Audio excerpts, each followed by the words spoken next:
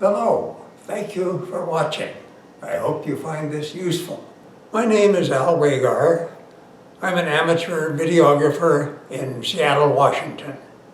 The leap from still photography to video is not very great, especially if you're just doing it as a hobby and for personal records, rather than trying for a saleable product. You may already have the equipment you need. For example, here's an excellent clip of puddling butterflies taken with a cell phone, which is fine for subjects that are close.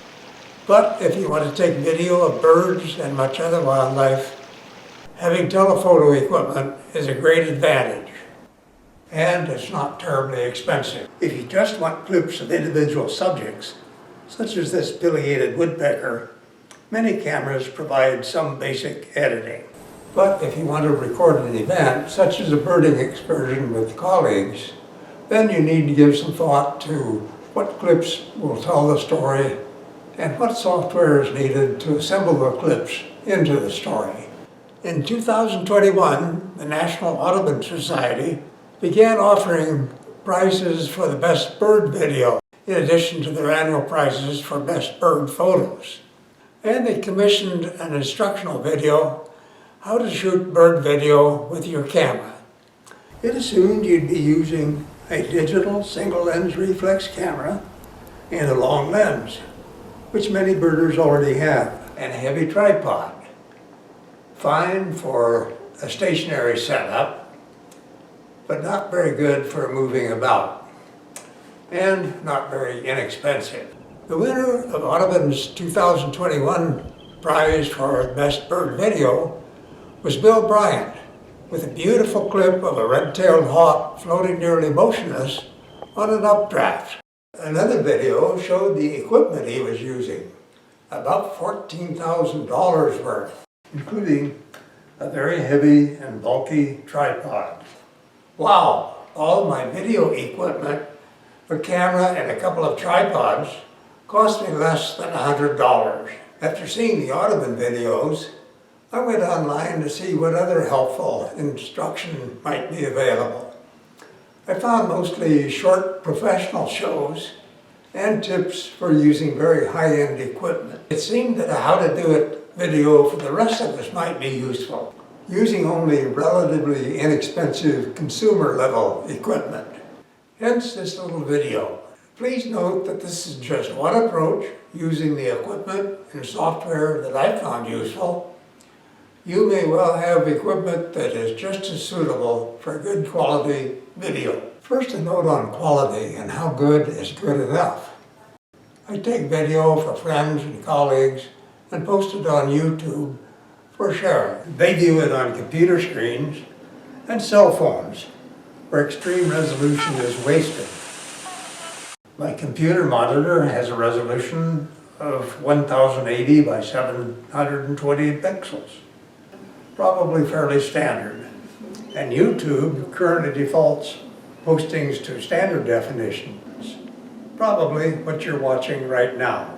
So, for video, you don't need a camera with a gazillion pixels. But if you take still photos of distant things and do have a megapixel camera, you can crop the photos severely and still have them at high resolution. I got hooked on video when visiting South Africa's Kruger National Park, and my guide turned onto a gravel road and said, "What have we here?" It was a female cheetah with 2 yearling cubs, walking within 15 feet of our 4x4. I had a 35mm camera with screw mount lenses, and as usual had the wrong lens mounted. But I also had an analog video camera with about 20 power zoom, and found I could quickly frame exactly the images I wanted. By current standards, the video camera was pretty primitive, but it makes my point. You don't need expensive high-end equipment to take excellent video. Video I now take is mostly of birds and with colleagues. We move from place to place, often covering way more than a mile, and carrying the 30 pounds or so of equipment suggested by the Audubon and other videos would be awkward. For most of my video, I do use a light tripod, but on trips where a tripod wasn't available or allowed, I've sometimes steadied the camera by leaning against a tree or sitting or resting it on part of a vehicle. So, what's my approach? Probably, like most people, I take it for myself and friends and colleagues, not to win prizes or sell, and it's viewed mostly on computer screens and cell phones. My camera is an older Nikon P510 bridge camera, bought on Craigslist for $80, but in like-new condition. It takes high-definition video, and with just one lens, is light and compact. With lens extended for 42 power zoom, it isn't very big. And here's an example of 42 power zoom, from foreground vegetation to a distant heron. Its variable angle viewing screen is extremely helpful for shooting birds high up in trees. My camera and tripod weigh 2.5 pounds. Easy to carry, usually with the legs extended, making it quick to set up.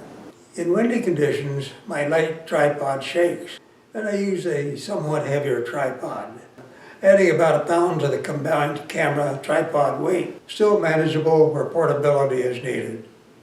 On both tripods, horizontal rotation is smooth enough for fairly decent panning of moving subjects, such as for these ducks or this flying merganser.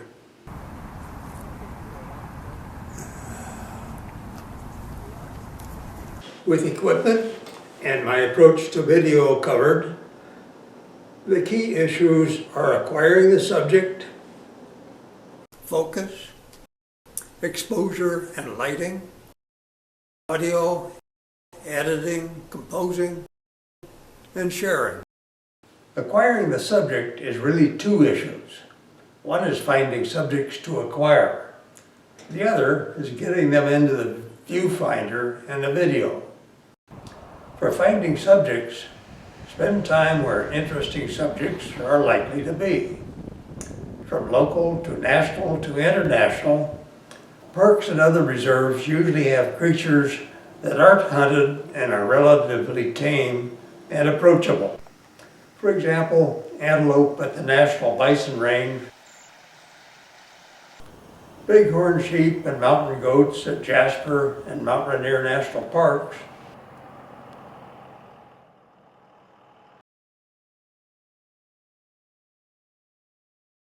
this fawn at Spencer Island Park in Everett, Washington,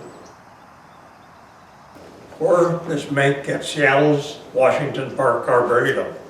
It's often a challenge to get lined up on a creature when there's a lot of texture in the frame. For birds amidst vegetation, I usually use some zoom, match the branching of trees or other vegetation to what I see with the naked eye, then zoom in on the bird. Birds on the water are often easier. For distant birds, I use modest zoom to scan large areas of water, then zoom in once I've found the dot or dots that seem to be birds. I have shot video of many butterflies, which are easier than birds, staying on flowers to nectar or puddling on moist soil. But they are extremely sensitive to motion, as are many other creatures. So you need to move slowly, and for butterflies, not let your shadow sweep across them. I often spend some time waiting for something that will give a good clip. Perhaps a bird that disappeared into the shrubbery will reappear. And often, while I've waited for one creature to appear, something else happened, such as the appearance of this mouse. For most situations, my camera's automatic exposure and focus give exactly what I want. But for a bird silhouetted against an overcast sky, exposure may need to be adjusted. Various cameras have scene selection of beach and snow and backlighting. Instead, I usually use the camera's multi-selector to increase exposure and brighten the image of a subject. You need to pay attention to lighting in general. Front or side lighting is usually better than backlighting. For example, this hummingbird is pretty drab with backlighting, but front lighted it can be brilliant. I use iMovie HD for all my video editing and composing, including for this How to Do It video. And back from an excursion, I take the flash card from the camera, put it in the computer, and move the clips to iMovie. This can take a while, so I've sped up the demonstration. Then I usually give them a quick and dirty editing, removing anything that is shaky or out of focus or otherwise unsuitable. During editing, I usually discard well over half of all the footage I've taken. Typically about 15 or 20 minutes of raw footage is edited down to a 5 or so minute video. And I shorten many to something that will be more suitable in the final video. Then, while editing, I compose, putting clips in an order that tells a story and creating a 3 to 6 minute video summarizing the outing. Again, I've sped up the demonstration. Once I've composed the video with the clips lined up along the storyboard, I deal with audio. Sometimes the ambient sound is just fine.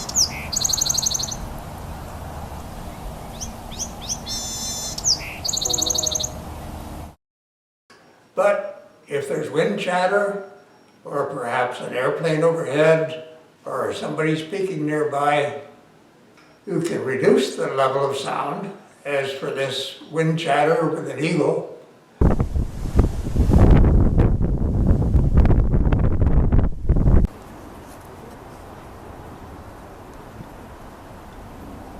Or I actually replace the sound, as for this clip of a wren.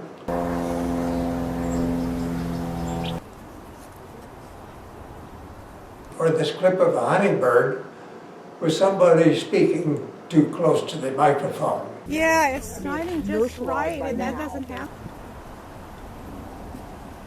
Video files are usually too large for emailing. You can move them around with Dropbox and some other apps, but I prefer to post them on YouTube and then send the links to friends and colleagues. Here's a shortened version of one of my videos.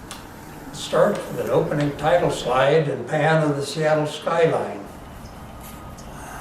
Then part of our group moving out and stopping to watch birds.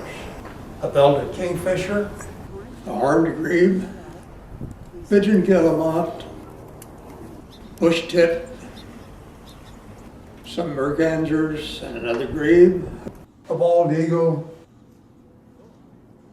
Canada geese, a dark-eyed junco, part of our group at the beach drive, watching black turnstones, and a couple of our folks watching harlequins and choppy waters. Finally, another pan of the Seattle skyline fading out to black. In summary, I use consumer-level equipment, specifically a Nikon bridge camera with 42 power zoom, but I could just as well use other suitable equipment manufactured by such groups as Nikon, Canon, and Panasonic.